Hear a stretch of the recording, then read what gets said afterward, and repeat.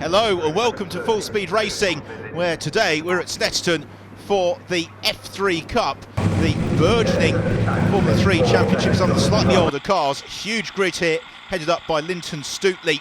He is on pole position. David Scott alongside him on front of the grid, but from the back of the field, this man, Chris Dittman, and Louis Hamilton-Smith had a nightmare race in the first race of the weekend. They will be charging as away they go here on the Snetterton 300 circuit.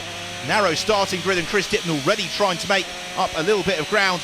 His first move will be on Prajna Shah as they accelerate towards Riches. For the first time of asking, with Linton Stootley leading the way. There's Prajna Shah in car with Chris Dittman out of Riches, on towards the hairpin at Montreal. Shah to the inside, Louis Hamilton-Smith to the outside, and Hamilton-Smith gaining that place on Chris Dittman in the early stages. Of Stuart Wiltshire and Chris Needham in cars 4 and 1 respectively engage in a nice battle. There's Stootley leading it, Scott in second, Gino Ussi third, Mark Harrison is fourth. This then is the fight for 5th and 6th between Wiltshire and Needham, with then Tristan Cliff next along. Chris Dittman still marred in this midfield battle as he looks to move up through the order. He goes to the outside line. That's a really bold move from Dittman at Agostini. As on towards Hamilton comes the fight between Wiltshire and Needham, and Chris Needham thinks about the move into Oggy. He's looking to the inside line. He can't quite do it. Needham in the ex-Heikki Kovalainen car, as Dittman is going to lose a place there up the inside. Hello to Tony Bishop. That was a really opportunistic move from Tony, but into Williams. Dittman immediately gets it back. Lovely shot of Chris Dittman working the wheel, the former Ginetta racer. He really started out this year planning to run cars in the F3 Cup rather than competing in it. As we have this super battle with Tristan Cliff. All right, onto the tail of Chris Needham, and Needham in turn trying to depose Stuart Wiltshire, but it's fairly robust stuff this from Wiltshire in 5th position at the moment. And Louis Hamilton-Smith already has worked up to the back of this train of cars as Robbie Watts, another really rapid driver, is in the fight. We'll see and Mark Harrison, though, just beginning to move themselves clear of it as Stootley and Scott lead the way. Ussi completes the podium, then Harrison in 4th, and really everybody else at the moment disputing in 5th position because they're all running in a continuous train as accelerating along the centre straight. Then Chris Dittman, will he be able to make this move finally into Riches? He possibly could get the inside line here. Over the line they shoot, and then into Riches we go in car with Tristan Cliff. Super view of the rear wing of Chris Needham. Needham looks to the inside of Wiltshire. That, as a result, prevents Tristan Cliff from trying to thrust his way through. And into 6th position, Robbie Watts, still very much in the mix as well, as Needham and Wiltshire lock themselves in battle as they accelerate out of Palmer, accelerating then on towards the left-hand hairpin at Agostini. In car with Tristan Cliff, down the gears into Agostini we come. Hello to Robbie Watts. Up the inside goes Watts. He gains the place. And that really was a nicely judged move from Robbie. Not much that Tristan Cliff could do to defend that one, so it's now Robbie Watts who takes his turn at working his way through this Wiltshire and Needham battle, which is still headed up by Stuart Wiltshire. Formula 3 cars, always slightly tricky to overtake him because, strange as it may seem, they've actually got far more grip through those aerodynamic wings, make them look like many Formula 1 cars, than they do through their engines, and therefore the driver's got to be so smooth through the corners to get as much momentum down the Bentley straight like this. And Needham looks the outside of Stuart Wiltshire, and that's a textbook Formula 3 move. He got the slipstream and through he went at Brundle Nelson. Really, really nice stuff that from Chris Needham, and Stuart Wiltshire almost lost the place as well to Robbie Watts, and Watts in turn has got Tristan Cliff and now Louis Hamilton-Smith right up at his tail. So Hamilton-Smith putting together a storming drive up through the order as they all constantly roughen each other.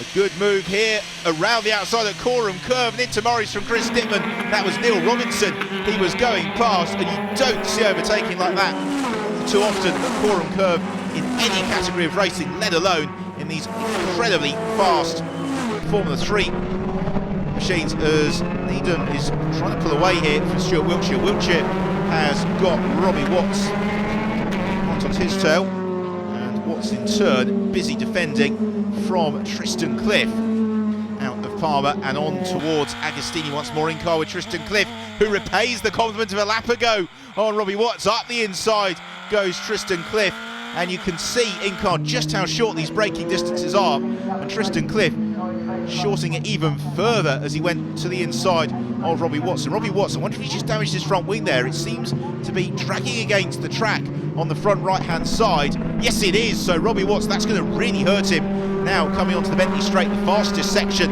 of this Snetterton 300 circuit, and Tristan Cliff is right in the slipstream behind Stuart Wiltshire.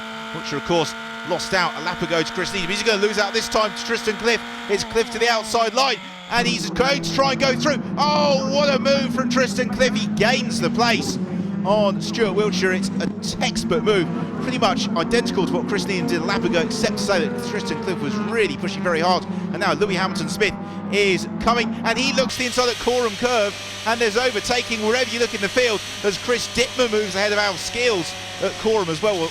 Last time around it was the outside line through Coram. This time it's the inside for Chris Dittman, and he now sets off in pursuit of James Abbott. As pitting into the pits is Robbie Watts. Hopefully to change that damage. No, they come then in car with Tristan Cliff as he now attempts to close up onto Taylor Mark Harrison. He does more than close up onto Taylor Mark Harrison. He's going to overtake Mark, and through he goes. Very nice move into the Montreal hairpin, so named because it shares the same radius as the corner on the Canadian Formula 1 Grand Prix circuit. But fighting back around the outside at Palmer is Harrison. How did he do that? There shouldn't be any way through around the outside there, but he makes it stick.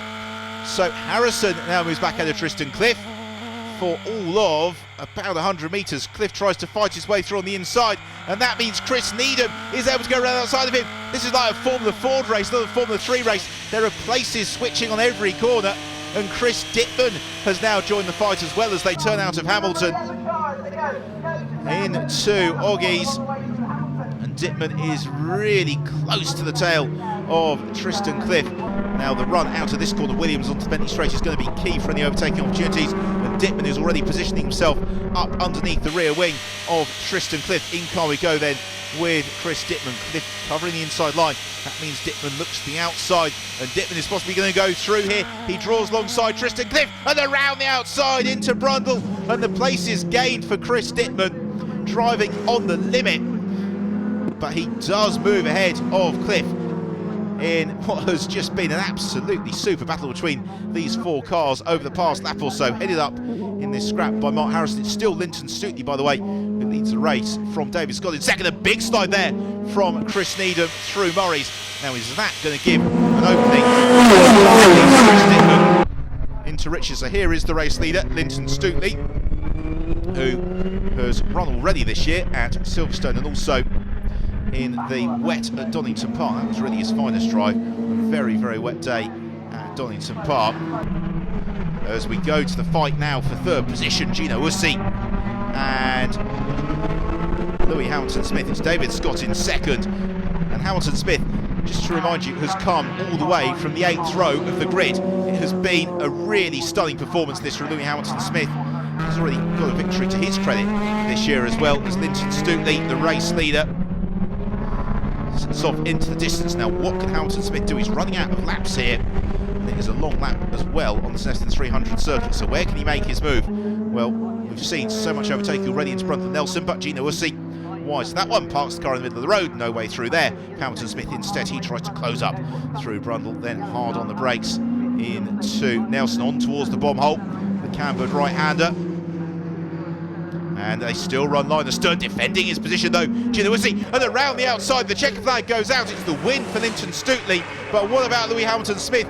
Will he go through a Coram Curve? He does! That is stunning driving from Louis Hamilton-Smith to move into third position, and he should take that all the way to the line. David Scott through in second, and Hamilton-Smith then completing the podium with a stunning last lap move. Mark Harrison is going to head this little group, with Dittman unable to move ahead of Chris Needham and Tristan Cliff. A fighting drive, and understandably a very, very warm round of applause for the drivers on the podium after a super race from the F3 Cup here on the Snetterton 300 circuit. It was all about making sure you got that start, and it wasn't easy on the way into turn one this time. No, I had a couple of people right close behind, so I had to go defensive a little bit, but as soon as I got around the first corner, it was all right. Is it a little bit difficult in a sense being out there on your own, just trying to keep the pace up? Well, sometimes, because when you start to like back off a little bit, that's when mistakes creep in, and sometimes I went a little bit wide now and again, but on the whole, it wasn't too bad. I just try to stay focused and keep going, really. Well, that's it from Snetterton, but join us after the break here on Full Speed Racing for more action.